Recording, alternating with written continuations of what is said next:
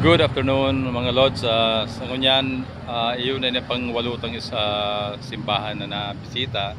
Yaw na kita digdi sa Church of Nabwa. Sa Nabwa, Camarines Sur po, yaw na kita digdi. Medyo araw-araw sa biyahe ta, pero magayunan ang lugar niya.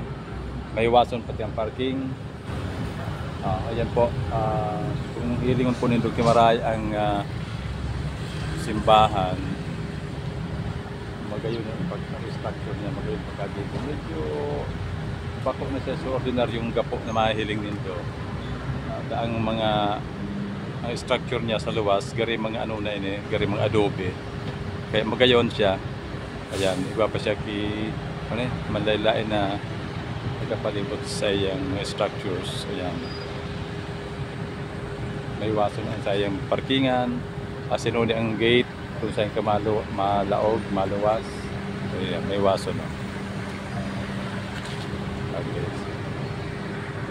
Okay, so yan muna tabi sa ngayon na hapon. Diyos mo rin hapon po. Gracias, Boss.